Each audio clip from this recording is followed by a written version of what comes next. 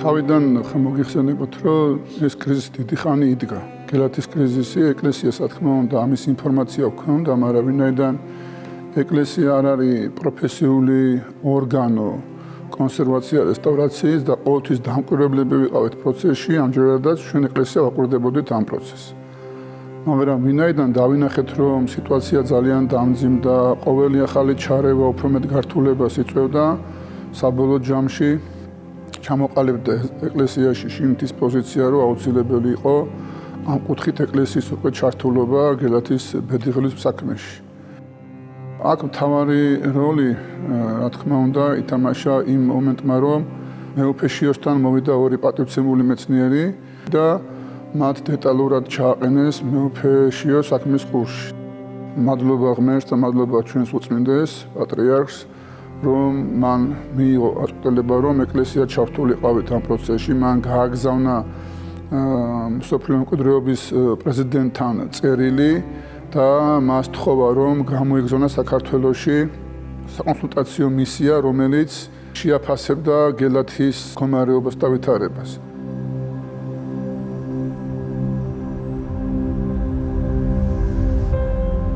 ასევე დღეს ძეგლზე როგორც არქიტექტორი კონსერვატორი შემოყვანილი არის ბატონი ნიკოლა ბერლუკი, რომელიც ასევე აღიარებული სპეციალისტია თელსოფლიოში და მისი განხორციელებული ძეგლები თავისთავად ლაპარაკობენ მის სიდიადეზე და ის ზედამხედველობს და ხელმძღვანელობს მთელ ამ რეაბილიტაციის სამუშაოებს, ის ადგენს ასევე მთელი ძეგლის კონსერვაციის ჰოლისტიკურ გეგმას და მისი მოთხოვნით შედგა პროფესიული ჯგუფი, რომელთა მიერაც ის მუშაობს ძეგლზე და განახორციელებს ყველა იმ სამუშაოს, რაც გელათის რეაბილიტაციას დაჭირდება.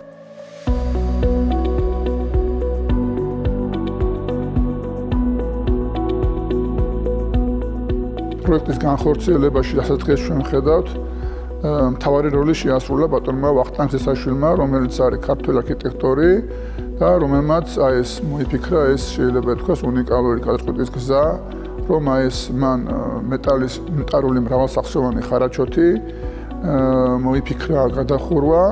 თავარი იყო პრინციპის მოძებნა, მან მოძებნა ეს პრინციპი, მოძებნა ეს ხედვა, კონცეფცია შექმნა.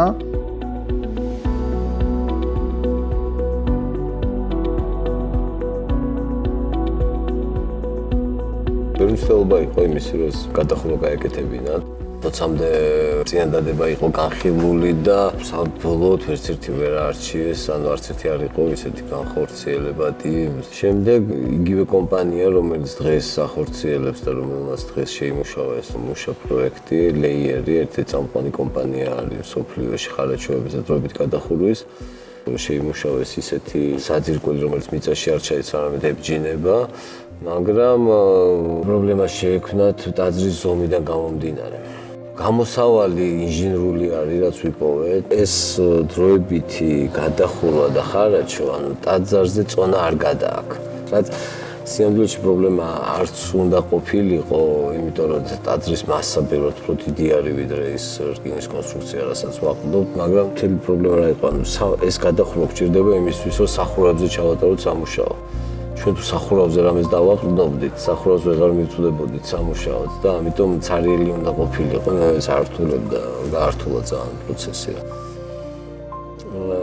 და ჰორიზონტალური სტაბილიზაციისთვის გახდა შიგნით ძალიან დიდი ბურჯის გაჩენის აუცილებლობა.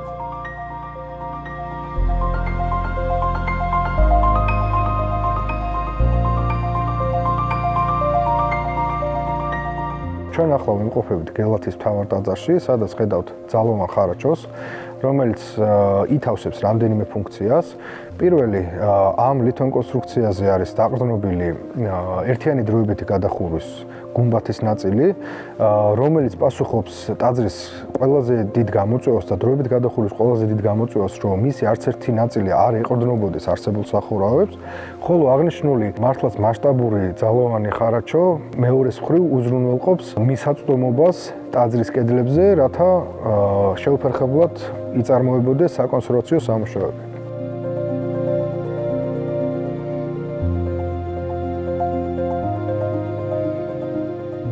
შიდა ხარაჯი აგებული დავხვდა, როდესაც ჩავერთეთ ამ პროექტში.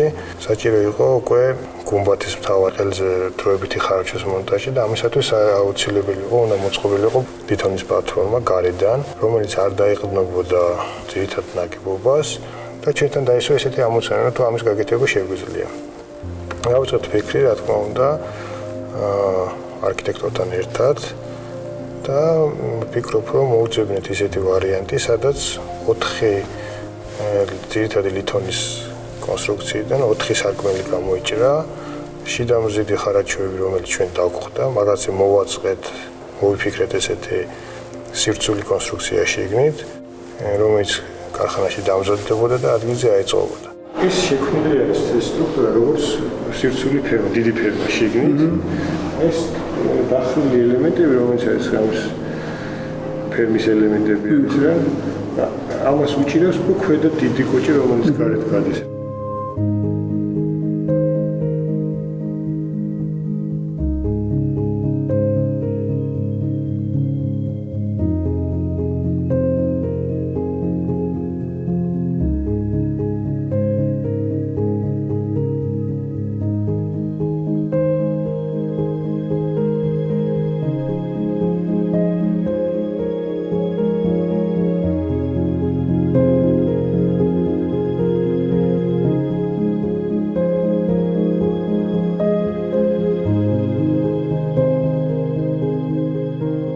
კარსაკ ორი ფუნქცია. პირველი ეს არის, რომ ზიდოს ის დამხმარე დროებითი ხარაჩოები, რის საფუძველზეც უნდა გადაიხუროს ცენტრალური გუმბათი. და მეორე, ჰორიზონტალურად გადაანაწილოს ამ დროებით ხარაჩოზე მოსული ეს ქარის დატვირთვები.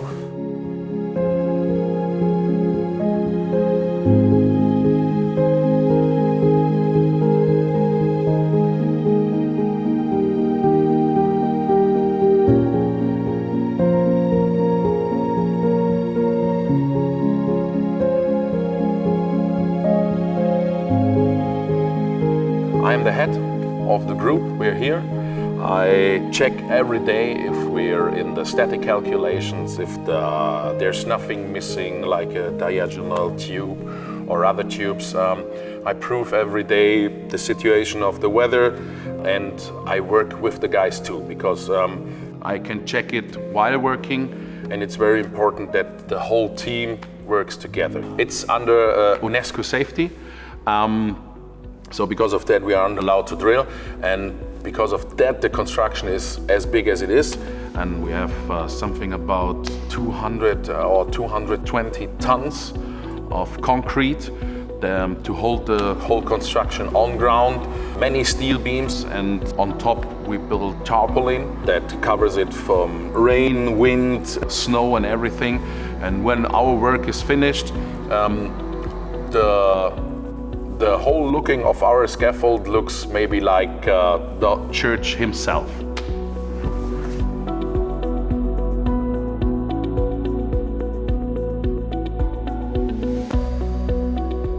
ეს არის ძალიან მაღალ ტექნოლოგიური მატერია, რომელთაც ეფუთული არის ეს ჩვენი გადახურვა დროებითი და ეს გადახურვაც არის PVC ტიპის მატერია, არის მაღალ ტექნოლოგიური, რომელიც სპეციალურად მოქსოვილი იყო გელათის ტაძრის მიმართ. ამ მატერიას აქვს გამძლეობა და მედეგობა 10 მეგაპასკალის ქარის დაწნევის.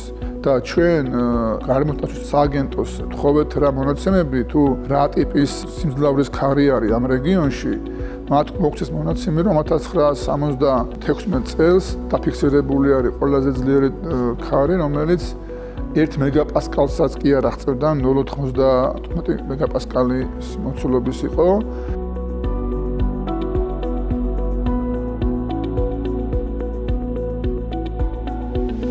გათბობის სისტემის დაგეგმასთან დაკავშირებითაც ჰქონდა გამოწვევა. ერთის მხრივ გათბობის სისტემა უნდა უზრუნველყოს აღნიშნული სივრცის გათბობა, რომელიც თავის მხრივ წინაპირობაა თოვლის დადნობის, მაგრამ ამავდროულად ტემპერატურების შორის სხვაობამ არ უნდა გამოიწვიოს შიდა სივრცეში კონდენსატი.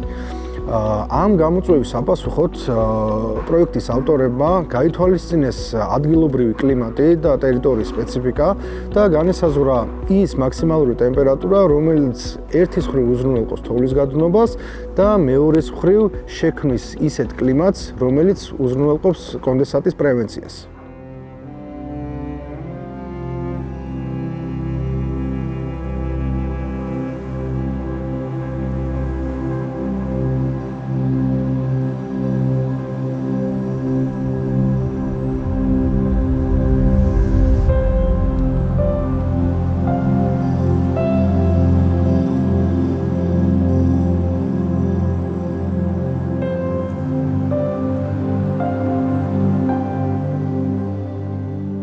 აი ამ ერთობლივმა მუშაობამ მოიტანა ის შედეგი, რაც დღეს გვაქვს, რომ ეს გადახურვა არის უნიკალური. უნიკალური, იმიტომ რომ ჩვენ ვყურებთ 286 ტონა გადახურვას გელათის ირგვლივ, რომელიც არც ერთ წერტილში ტაძარს არ ეყრდნობა. ეს არის ძალიან მნიშვნელოვანი.